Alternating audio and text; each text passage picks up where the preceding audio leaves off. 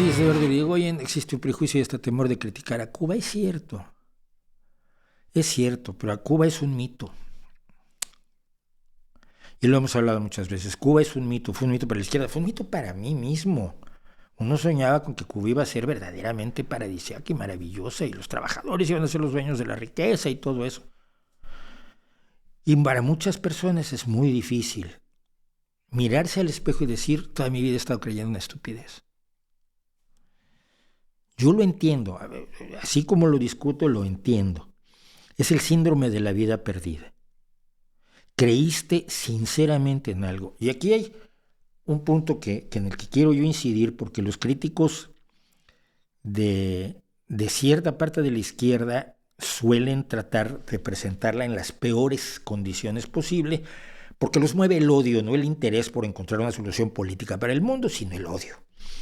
Y el odio a la izquierda es intenso. Entonces lo que dicen más o menos es esto. Los cubanos, lo que quería la revolución era implantar una dictadura donde la gente fuera pobre y estuviera mal y fueran esclavos todos. No. Y la gente que apoyaba a Cuba, lo que estaba apoyando era una dictadura horrorosa donde la gente era fusilada. No. La gente cuando ve algo que va de acuerdo con sus ideas, puede cegarse a muchas cosas y puede tener grandes ilusiones.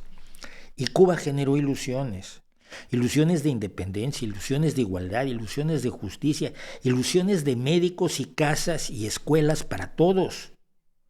Y los comunistas, o muchos comunistas, o mucha gente de izquierda, o muchos socialistas, que en los años 60 apoyaron a Cuba, no estaban apoyando la dictadura de Castro, ni los asesinatos del Che, ni la represión a los homosexuales, de la que ni siquiera estaban enterados, o no les importaba, porque en aquel entonces no le importaba a nadie.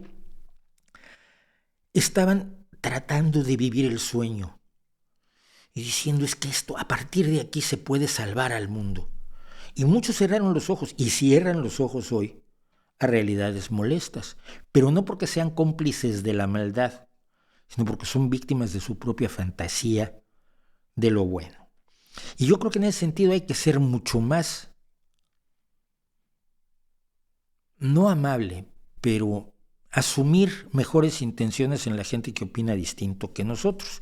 No todos son claramente buenas personas, algunos saben perfectamente el daño que hacen, y yo creo que entre los ideólogos de la derecha hay muchos que saben perfectamente el daño que pueden hacer con sus ideas, gente como Juan Ramón Rayo o Laje.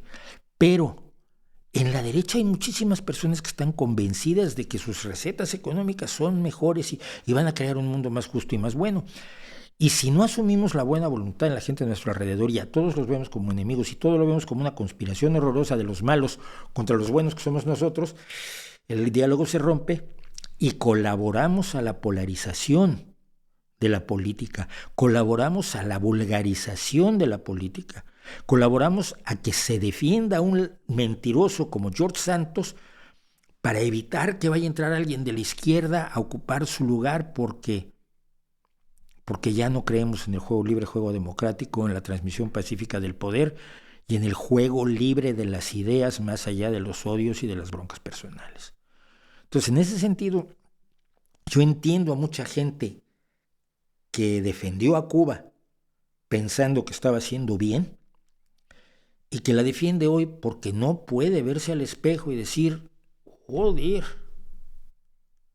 Y esto siempre me remite a una conversación que hubo entre alguien, no me acuerdo quién era, y el asesino de Trotsky, Mercader, del río Mercader, que alguna vez se reúnen ya muy mayores, después de que Mercader había sido liberado de México, vivía en La Habana, y se encontró con un compañero español, compañero comunista español, y uno le dice al otro, el otro le dice a Ramón Mercader, ¿cómo nos engañaron, verdad, Ramón?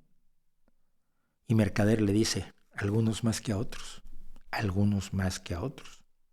porque muy probablemente Ramón Mercader estaba absolutamente convencido de que iba a ayudar a la Revolución Mundial y a que los pobres estuvieran en mejores condiciones si asesinaba a Trotsky como lo hizo.